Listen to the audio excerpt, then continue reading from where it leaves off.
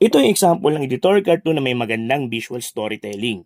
So dito, 5 seconds pa lang gets mo na kaagad kung ano yung topic ng editorial cartoon. As editorial cartoonist, visual storyteller ka din. So kailangan mo maikwento yung panig mo at nangyayari sa editorial cartoon mo. Like kung ano yung main topic, ano yung problema, at yung cause and effect nito sa pamamagitan lamang ng simpleng visual drawing. Simple kasi limited lang yung pwede mo i-draw. Kaya gagamit ka ng mga symbolism. So dito, yung Kamote Rider at yung high accident rate. Okay? So dito si Juan de la Cruz nakasakay sa motor, tapos si Kamatayan may hawak na malaking bag. So paano to naging magandang storytelling? So una, may mga emosyon. So dito kitang-kita mo yung takot sa mukha ng Kamote Rider, and dito kita mo din yung saya sa mukha ni Kamatayan. Pati yung mata niya, tignan mo, 'di ba? Parang in love siya pag may mamamatay, 'di ba? So may kwento na kaagad dahil sa emosyon. Dagdag pa dito yung galaw, may movements, 'di ba? So alam mong mabilis yung takbo ng rider. So kita mo yung sa buhok o sa mata, 'di ba? Yung sa lakot niya parang inaano na ng hangin sa sobrang bilis, 'di ba? Tapos yung kamote, yung pinaka trail ng motor, sobrang bilis, 'di ba? Tapos tumilapon na yung cone, 'di ba? Dahil nasagasaan niya na. So may kwento, may galaw, 'di ba? So dito, si Kamatayan din ganoon din, may malaking bag.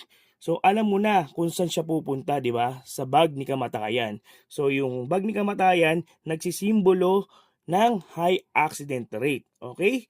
So dito may direksyon na kaagad, 'di ba? May kwento nangyayari na, may cause and effect. And mas maintindihan ito ng mga readers kapag ganito yung ginagawa mo. Mas maintindihan din nila kapag naglalagay ka ng mga labels.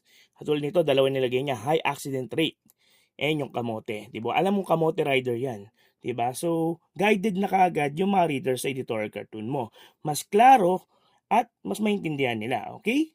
So dito mapapansin mo rin may size comparison yung mga elements. So yung si Juan de la Cruz maliit lang, tapos si Kamatayan malaki. 'Di ba? So dito ini-emphasize lang na mataas or malaki yung high accident rate or yung pinaka problema.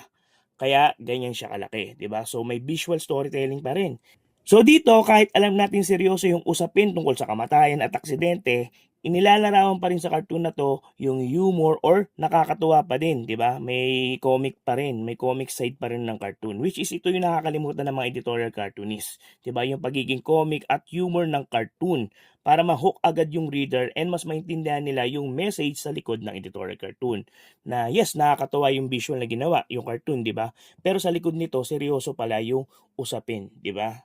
Mas maintindihan nila. Kumbaga parang hinuhook mo lang sila na kunyari nakakatuwa pero malalim yung message na nakatago sa likod ng editorial cartoon. Okay? So napakaganda ng concept nito. Magandang visual storytelling, limited elements